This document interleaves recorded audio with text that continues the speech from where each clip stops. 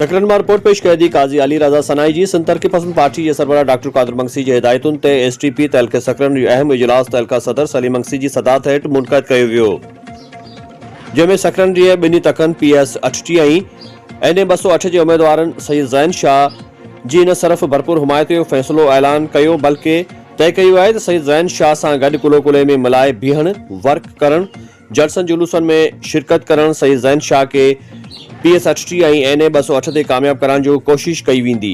इजलास में work schedule पुर्ण तरतीब ॾिनो वियो आहे। उन मौक़े ते तहलका जे अहदेदारनि गुलज़ार ओनड़, राशिद मला, सिकंदर मंगसी, माशूक ओनड़, खान कैरियो, अब्दुल कादिर जीरानी, इनायत नूनारी, शाहनवाज कैरियो, मोहम्मद मूसा उमरानी, आरिफ चन्ना, हजूर बख्श चन्ना, गुल हसन सोलंकी, वाहब सोलंकी, मुश्ताक मांझठो समेत ॿिया कारकुन पिणु मौजूद हुआ।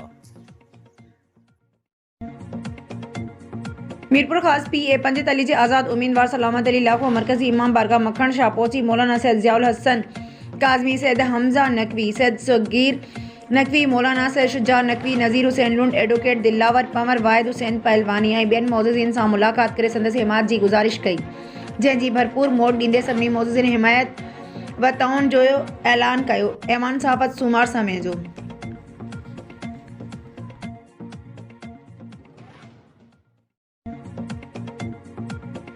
काज़ी अहमद मां रिपोर्ट पेश कई थी साहिल लाखो जी। काज़ी अहमद जे सूबाई तक PS 39 ते इलेक्शन वर्क तेज़ थी वियो आहे।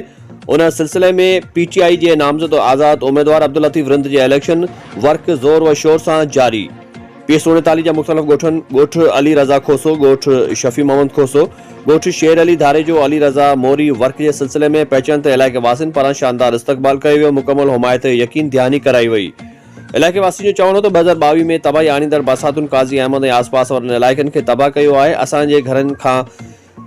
घरनि खां बेघर थी विया आहियूं। अलाह तालो लुड़ी वियो आहे, कुझु बि न बचियो आहे। चूंडियल नुमाइंदनि पारां वाहिर त ठहियो पर लड़ी बि कोन आया आहिनि। हिन दफ़े असां तहरीक इंसाफ़ जे अॻवान PS 39 जे उम्मीदवार अब्दुल लतीफ़ रिंद खे वोट ॾींदासीं।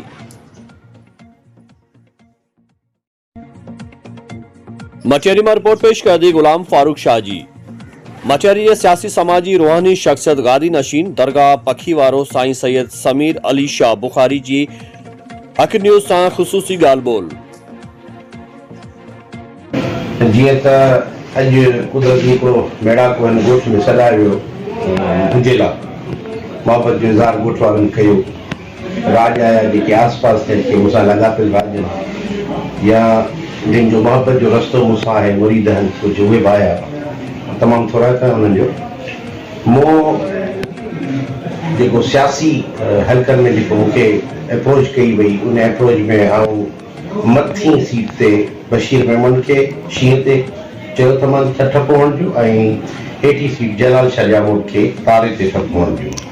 हिन में मुख़्तलिफ़ जेके बि मूंसां लाॻापियल आहिनि, दरगाह सां लाॻापियल, हिते चाहींदड़, हिते जा जेके मुरीद जेके बि आहिनि, उन सभिनी खे, जंहिंमें वकरानी आहिनि, देथा आहिनि, कंवर आहिनि, माछी आहिनि, कुझु सदर आहिनि, ऐं जेके बि हिन दरगाह सां या हिन सभिनी जो मूंसां दरगाह सां हिन मुरीदी में जेके बि अचनि था, सभिनी खे मुंहिंजी ताक़ीद आहे त 8 फरवरी ते मुंहिंजी ज़ुबान जो मान रखी मथों वोट बशीर मेमन खे शींहं ते ठप हणिजो ऐं हेठों वोट जलाल शाह जामोद खे तारे ते वोट हणी कामयाब कराइजो। असां पंहिंजो एफर्ट ॾींदासूं। मुंहिंजी ज़ुबान जी मूंखे यकीन आहे, अहमियत रखंदा जेके बि मुंहिंजा चाहींदड़ हिन दरगाह सां लाॻापियल मुरीद मुंहिंजी ज़ुबान खे अहमियत ॾियनि। ऐं इहो ई सम्झां थो त इहो पैगाम उन्हनि सभिनी ते जेको हिन महफ़िल में हो या न हो, उनखे हिन पैगाम जे ज़रिए जंहिं मोहब्बत वारो जेको बि आहे इहो तयारु थो बाबा इन ॿिनि माण्हुनि खे पाण खे सपोर्ट करणु। अच्छा साईं, जेके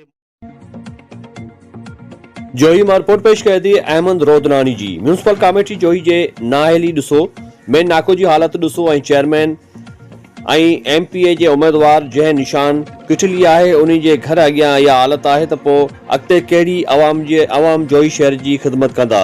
जोही वारा सोची सम्झी वोट ॾिजो।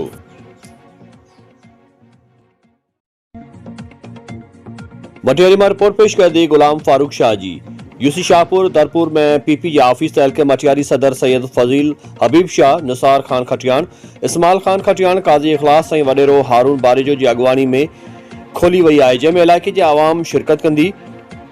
जंहिंमें जालनि पारां जीअं भुट्टो जा नारा हया विया, रक़्स पुन कयो वियो। अॻवान मीडिया सां ॻाल्हाईंदे चयो त पाकिस्तान पीपल्स पार्टी 8 फरवरी ते वॾे लीड सां मटियारी समेत पूरे मुल्क मां सोभ माणींदी ऐं बिलावल भुट्टो ज़रदारी नओं वज़ीर आज़म थी मुल्क जे भले लाइ कमु कंदो। उन मौक़े ते rice Irfan Ali खटियाण, अॻूणो UC chairman रब नवाज़ महर, वॾेरो मोहम्मद बख्श ॻाहो, रईस हमज़ा खान खटियाण, सैयद मीर मामूद शाह, ज़ैन महर ऐं ॿिया मौजूद हुआ।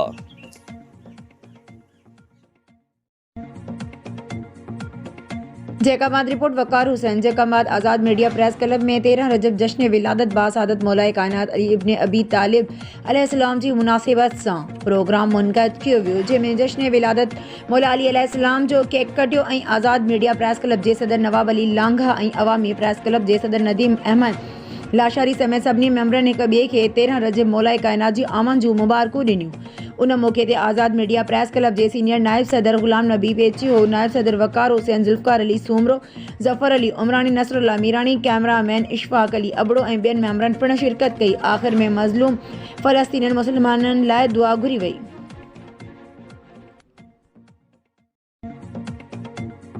रिपोर्ट ख़ानज़ादा हफ़ीज़ पंद्राणी। जामशोरो इलेक्शन मुहिम जो हिसो थियण ऐं उम्मीदवारनि जे इलेक्शन मुहिम हलाइण ते मॉनिटरिंग ऑफिसर हरकत में अची वियो।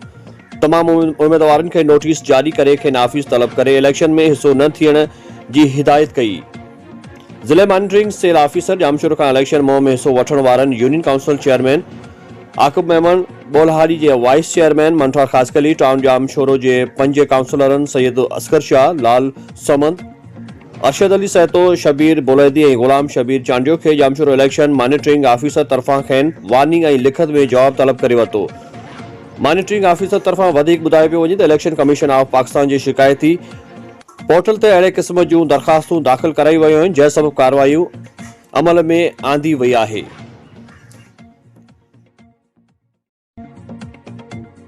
सांगड़ मां ब्यूरो चीफ ग़ुलाम कादिर कहरी जी रिपोर्ट मूजिबि SSP सांगड़ जी सदारत हेठि DPC इजलास थी गुज़रियो। 87 पुलिस कांस्टेबल खे हेड कांस्टेबल जे अहदनि ते तरक़ी ॾिनी वई। तरक़ी माणींदड़ अहलकार 1996 खां 2003 जे विच में भर्ती कया विया हुआ। SSP सांगड़ तरक़ी माणींदड़ अहलकारनि खे मुबारकबाद ॾिनी ऐं हिदायत कई त हे पंहिंजा फ़र्ज़ ईमानदारी ऐं फ़र्ज़ शनासई सां सर अंजाम ॾियनि। तफ़सील मूजिबि अॼु SSP ऑफिस सांगड़ में SSP सांगड़ कैप्टन सदाम हुसैन जी सदारत हेठि डिपार्टमेंटल प्रमोशन कमेटी जो इजलास थियो। कमेटी 101 केसनि जो जाइज़ो वरितो, जिन मां 87 पुलिस कांस्टेबलनि खे हेड कांस्टेबल जे अहदे ते तरक़ी ॾिनी वई, जेके 1996 खां 2003 ताईं भर्ती थियल हुआ, जॾहिं त 6 एहलकारनि जे नाक़िस कारकर्दगी ते उन्हनि खे नज़रअंदाज कयो वियो। कमेटी जे मेंबरनि DSP लौंग खान शहर, DSP लीगल ज़करिया कोरेजो ऐं service sheet clerk Sanghar Malik Qamar शामिल हुआ। उन मौक़े ते SSP सांगड़ तरक़ी माणींदड़ अहलकारनि खे मुबारकबाद ॾिनी ऐं पंहिंजे ख़िताब में चयो त समूरा अहलकार पंहिंजी नई ज़िम्मेवारी, ईमानदारी, फ़र्ज़ शनासाई ऐं लगन सां सर अंजाम ॾियनि। अवाम जे नज़रुनि में महकमे जे वक़ार खे बहितर बनाइण लाइ पंहिंजो भरपूर किरदार अदा कनि।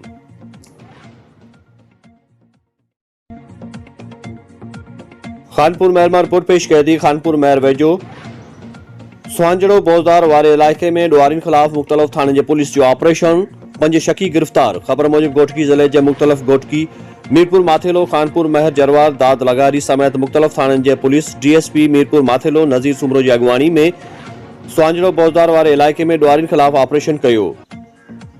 पुलिस ऑपरेशन दौरान सुहांजड़ो बोज़दार, पीरबरी ऐं मुख़्तलिफ़ इलाइक़नि ॾांहुं ईंदड़ वेंदड़ रस्तनि ते नाकाबंदी कंदे ॾुआरियुनि जे थाकनि ते कड़ो चाढ़े घर घर तलाशी वरिती, जॾहिं त पुलिस ऑपरेशन दौरान 5 शकी माण्हुनि खे गिरफ़्तार करे वरितो आहे। उन हवाले सां DSP मीरपुर माथेलो नज़ीर सुमरो राब्तो करण ते ॿुधायो त SSP घोटकी जे हुकुम तहत सुहांजड़ो बोज़दार वारे इलाइक़े में ॾुआरियुनि जी गिरफ़्तारी लाइ ऑपरेशन कंदे 5 शकी माण्हुनि खे गिरफ़्तार करे वरितो आहे। उन्हनि खां पुछा ॻाछा कई पई वञे। ॾुआरियुनि जे ख़ात्मे ताईं ऑपरेशन जारी रहंदो।